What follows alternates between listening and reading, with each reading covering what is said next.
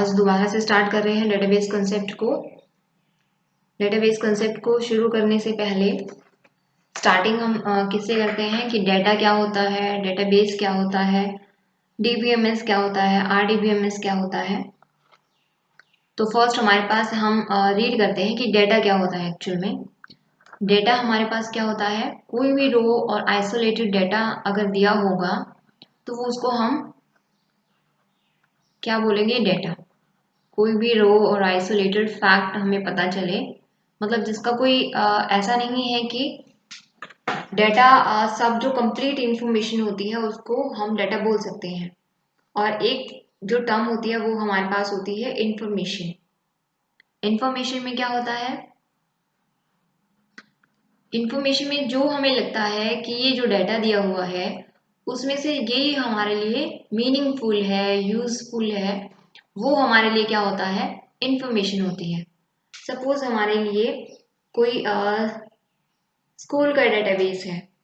School के database में बहुत सारा डाटा दिया हुआ है, क्लास 1 का भी रिजल्ट है, 2 का भी है, 3 का भी है। ये सारे रिजल्ट्स ऑलरेडी दिए हुए हैं, लेकिन तुम्हारे लिए सिर्फ कौन सा इंपॉर्टेंट है, जो तुम्हारी क्लास का रिजल्ट है।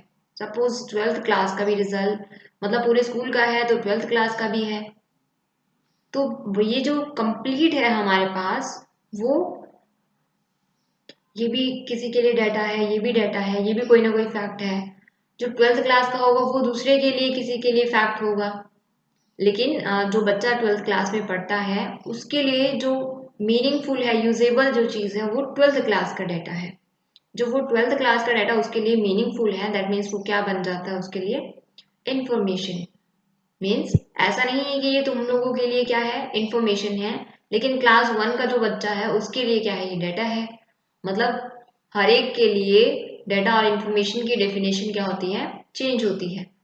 किसी के लिए कोई रो फैक्ट हो सकता है कि हमें इससे कोई मतलब नहीं है तो उसके लिए डाटा है, लेकिन किसी के लिए ये इम्पोर्टेंट है, ज़रूरी है, यूजेबल है, मीनिंगफुल है, तो वो उसके लिए इंफॉर्मेशन बन जाती है। ये डिफरेंस है डेटा में और इंफॉर्मेशन में। नेक्स्ट जो टर्म है हमारे पास वो है डेटाबेस। डेटाबेस क्या होता है, एक रिकॉर्ड कीपिंग सिस्टम होता है। मीन्स कि जो हमने सारा डाटा है 1 2 3 4 5 जो भी है उसको हम क्या कर देते हैं, एक जगह बिल्कुल कलेक्ट करके रख देते हैं। तो जब हमने सारे डेटाबेस को कलेक्ट करके रख दिया है, एक जगह पे रिकॉर्ड बना के रख दिया है, वो हमारे पास क्या बन जाता है, डेटाबेस बन जाता है। तो डेटाबेस को हम और कैसे डिफाइन कर सकते हैं, collection of interrelated data and a database system is computer based record keeping system। Database अलग होता है और डेटाबेस सिस्टम अलग होता है। डेटाबेस तो अभी हमने बताया क्या होता है, कलेक्शन ऑफ इंटररिलेटेड डाटा। जो ये डाटा दिया हुआ है 1 2 3 4 जितने भी क्लासेस का डाटा दिया हुआ है वो इंटर रिलेटेड है। इंटर रिलेटेड का मतलब, क्योंकि जो स्कूल का डाटा है उसमें हमने सिर्फ जो स्कूल से रिलेटेड डाटा है क्लास 1 2 3 उनका ही डाटा एंटर किया है। वही जब उसमें जा रहा है दैट मीन्स वो क्या है,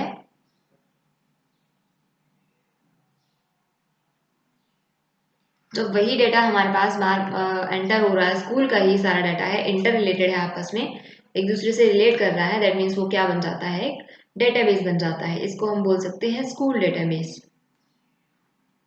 जहाँ पे हमने बहुत सारे डाटा को, इंटर रिलेटेड जो डाटा उसको कलेक्ट करके रखा हुआ है वो डेटाबेस बन जाता है। और डेटाबेस सिस्टम क्या होता है, डेटाबेस सिस्टम में होता है कि जो रिकॉर्ड कीपिंग सिस्टम हमारे पास है, जो डेटाबेस है एक तो, और जो डेटाबेस को हैंडल करने के लिए हम सॉफ्टवेयर यूज करते हैं डीबीएमएस, उन दोनों को कलेक्शन अगर मिल जाए तो उसको क्या बोलते हैं, डेटाबेस सिस्टम। डेटाबेस सिस्टम में डेटाबेस तो होना ही चाहिए, मीन्स कुछ ना कुछ डाटा तो होना ही चाहिए। और उस जो डेटाबेस दिया हुआ है उसको हैंडल करने के लिए उसमें कुछ इंसर्ट डिलीट अपडेट कुछ करना है उस डेटाबेस में, तो उसके लिए एक सॉफ्टवेयर हम यूज करते हैं, उसको बोलते हैं डीबीएमएस। तो वो जो डीबीएमएस है, जो सॉफ्टवेयर है, प्लस उसके अंदर कुछ डाटा भी है, डेटाबेस भी मेंटेन है, तो उस कंप्लीट सेट को हम क्या बोल देते हैं, डेटाबेस सिस्टम बोल देते हैं। तो उसने कहा computer based record keeping system जो हमारे पास होगा वो हमारे पास डेटाबेस सिस्टम होता है। इसमें ये दिया हुआ है कि जो डेटाबेसेस हैं हम उनको यूज क्यों करते हैं, उनका क्या पर्पज है कि हम डेटाबेसेस को ही यूज कर रहे हैं। क्योंकि उससे पहले जो डेटाबेसेस जब नहीं यूज़ कर रहे थे तो हम एक फाइल प्रोसेसिंग सिस्टम होता है उसको यूज़ करते हैं। जो ट्रेडिशनल या टिपिकल फाइल सिस्टम होता है उसमें क्या होता है, जो परमानेंट रिकॉर्ड्स होते हैं उनको हम अलग अलग फाइल्स में स्टोर करते हैं। अलग अलग फाइल्स में स्टोर करने का मतलब है, सपोज हमें डेटा दिया हुआ है, सपोज हमारे एक यूनिवर्सिटी का डाटा है सपोज, तो यूनिवर्सिटी के डाटा में एक कहीं पे हॉस्टल का डाटा भी होगा बच्चे का, और जो यूनिवर्सिटी में एकेडमिक रिकॉर्ड होगा वो भी हमारे पास एक डेटाबेस होगा। आप जो स्टूडेंट पढ़ते हैं यूनिवर्सिटी में उनका डाटा इस एकेडमिक रिकॉर्ड में भी मिलेगा। ये जो एकेडमिक रिकॉर्ड, क्योंकि बच्चे की डिटेल सब जगह होती है, और अगर वो बच्चे ने हॉस्टल भी लिया हुआ है तो उस बच्चे की डिटेल यहाँ पे भी मिलेगी। दैट मीन्स एक बच्चे की डिटेल है या बहुत सारे बच्चे हो जाते हैं ऐसे नहीं, तो उस एक पर्टिकुलर की या बहुत सारे बच्चों की डिटेल कहाँ पे है, यहाँ पे इस एकेडमिक डेटाबेस में भी है और इस हॉस्टल वाले डेटाबेस में भी है। तो अगर हम फाइल प्रोसेसिंग सिस्टम यूज कर रहे हैं तो एक फाइल इनके पास मेंटेन होगी उस बच्चे की और एक फाइल इसमें मेंटेन होगी उस बच्चे की। तो इसमें बहुत सारे जो फाइल प्रोसेसिंग सिस्टम है, और कहीं कोई एक और मान लिया कोई और दिया हुआ है कोई डिपार्टमेंट, उसमें भी बच्चे की डिटेल अगर चाहिए तो क्या करते हैं, वहां पे फिर एक और डेटाबेस एक और फाइल बना देते हैं। ये सारे डेटाबेसेस नहीं है, ये सारी फाइल्स दी हुई है। फाइल प्रोसेसिंग सिस्टम में क्या होता है, अलग अलग डिपार्टमेंट में अलग अलग फाइल्स मेंटेन होती है फिर उन बच्चों के लिए। तो अगर हम पहले फाइल प्रोसेसिंग सिस्टम यूज कर रहे थे तो उसमें प्रॉब्लम्स क्या आई थी हमारे पास, एक तो डेटा रिडंडेंसी की प्रॉब्लम, फिर डाटा इनकंसिस्टेंसी प्रॉब्लम, फिर उसके बाद अनशेयरेबल डाटा, फिर unstandardized data, insecure data, incorrect data, ये सब सारी डिसएडवांटेज फाइल प्रोसेसिंग सिस्टम की थी जो किसने रिमूव की, डेटाबेसेस ने रिमूव की। तो जो डेटाबेसेस हैं उनके डिसएडवांटेजेस लगा लीजिए या डेटाबेस का पर्पस लगा लीजिए कि हमने क्यों डेटाबेसेस को यूज किया है। तो जो फर्स्ट दिया हुआ है वो है database reduce the data redundancy to a large extent.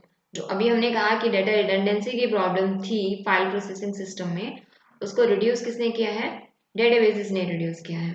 वही डेटा रिडंडेंसी की प्रॉब्लम मतलब, मान लिया हमारे पास यही था, एक बच्चे का डाटा हॉस्टल में भी मेंटेन हो रहा है, एकेडमिक में भी मेंटेन हो रहा है, और कहीं कोई डिपार्टमेंट है उसमें भी सपोज कोई एक्टिविटीज डिपार्टमेंट है, बच्चों की जो एक्टिविटीज कराते हैं वहां पे भी बच्चे का रिकॉर्ड है।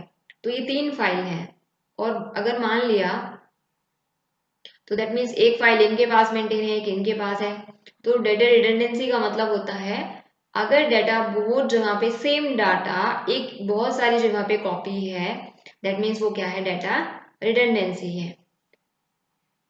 डाटा डुप्लीकेशन भी हम बोल सकते हैं कि डुप्लीकेट डाटा है, एक डाटा यहाँ पे भी है यहाँ पे भी है यहाँ पे भी है, same piece of information exist at different places is called data redundancy.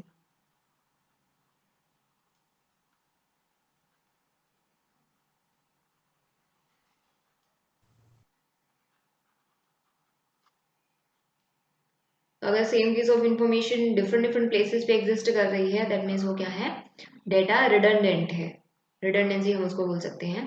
लेकिन डेटाबेस के केसेस में ऐसा नहीं होता है। डेटाबेस के केस में क्या होता है, ये जो डीबीएमएस दिया हुआ है, डीबीएमएस क्या है, डेटाबेस मैनेजमेंट सिस्टम।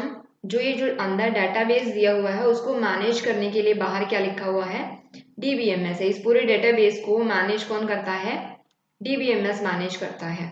और ये बाहर डेटाबेस सिस्टम इसलिए लिखा हुआ है कि डीबीएमएस है और साथ में डेटाबेस भी है, तो उस कंप्लीट को हम क्या बोल सकते हैं, डेटाबेस सिस्टम बोल सकते हैं। तो डेटाबेस के केसेस में क्या होता है, जो डाटा होता है वो सेंट्रलाइज्ड फॉर्म में होता है। जैसे ये एक एप्लीकेशन प्रोग्राम है, ये भी कोई एप्लीकेशन प्रोग्राम है, ये भी है, ये भी, ये सारे कहाँ पे हैं, एक ही डेटाबेस जो है उसके अंदर सारे के सारे मेंटेन है।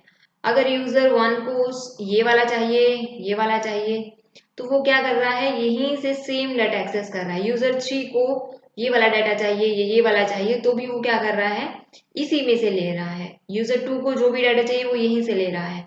मीन्स डाटा क्या है, एक जगह पे उसने मेंटेन किया हुआ है इसी प्लेस पे डेटाबेस की फॉर्म में,